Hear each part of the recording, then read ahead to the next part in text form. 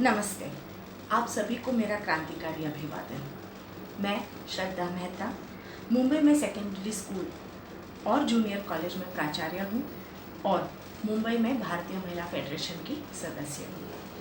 हम अगर उठे नहीं तो इस राष्ट्रव्यापी मुहिम के दौरान महिला आरक्षण की आवश्यकता पे मुझे बोलने का इस क्रांतिकारी मंच पे जो मौका दिया गया है उससे मैं खुश हूँ।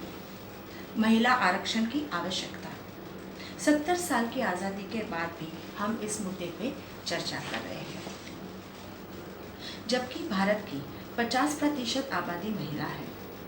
महिलाओं का राजनीतिक, सामाजिक, आर्थिक और सांस्कृतिक क्षेत्र में बहुत बड़ा योगदान है। स्वतंत्रता आंदोलन में सरोजिनी नायडू, कैप्टन लक्ष्मी, अरुणा असफ अली और कई महिलाएं जेल गई थी और लाठी भी खाई थी। भारत के संविधान के निर्माण में भी महिलाओं का योगदान है। अपना संविधान एक बहुत ही प्रगतिशील संविधान है। संविधान कहता है कि there should be no discrimination on the basis of caste, religion and gender। लेकिन वास्तविकता कुछ और है। महिला आज हर क्षेत्र में आसमान छू रही है, वो चाहे डॉक्टर हो, nurse, scientist, pilot, engineer, entrepreneur जो संगठित क्षेत्र के अंतर्गत आता है, या फिर असंगठित क्षेत्र में हो जैसे कृषि और उससे जुड़े उद्योग, वास्तु निर्माण, गृह उद्योग इत्यादि।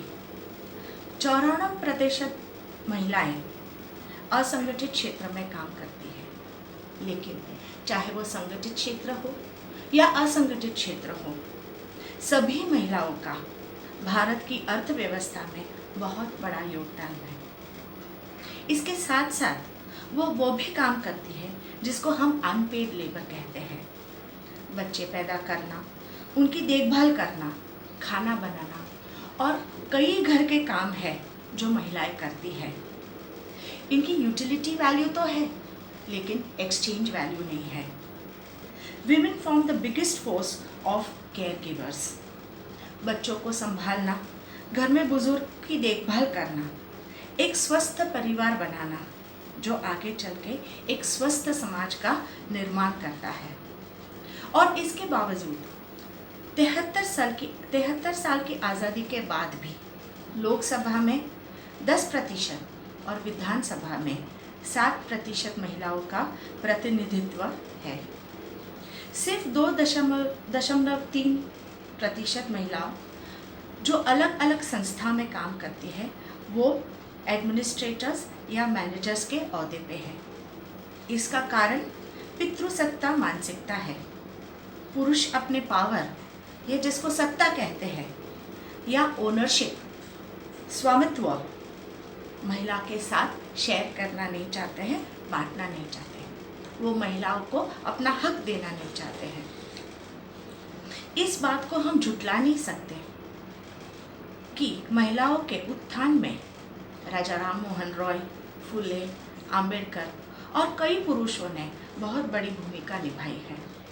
लेकिन यह भी एक सच है कि आज भी महिला से संबंधित जो फैसले हैं, कायदे हैं, कानून है, वह संसद में बैठे 90% पुरुष ले रहे हैं।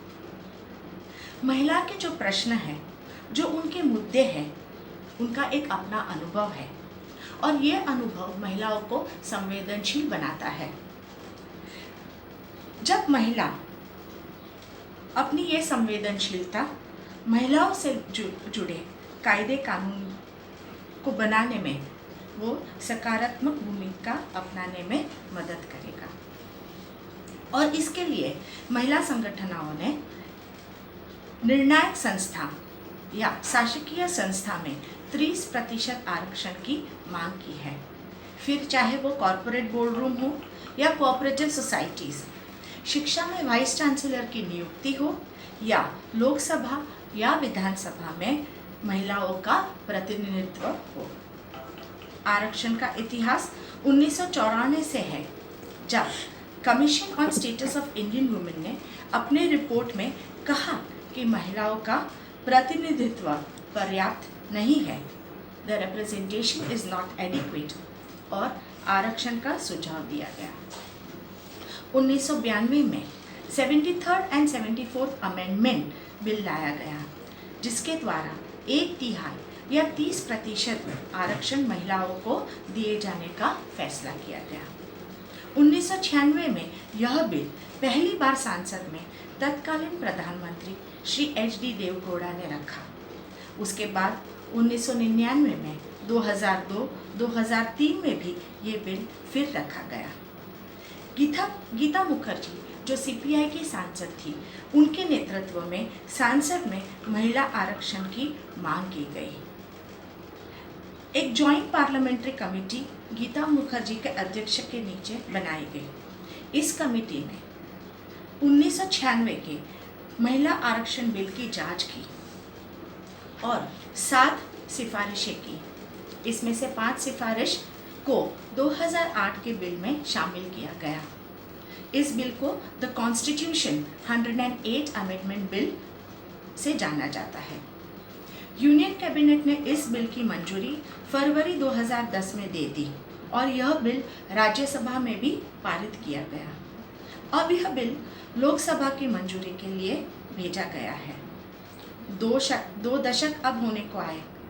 भारतीय महिला फेडरेशन तुरंत लोकसभा में इस बिल को पारित करने की मांग करती है। भारतीय महिला फेडरेशन ने 24 राज्य और सांसद के बाहर महिला आरक्षण बिल को मांग करते हुए आंदोलन किए हैं। सभी राजकीय पक्ष ने इस बिल का समर्थन किया है।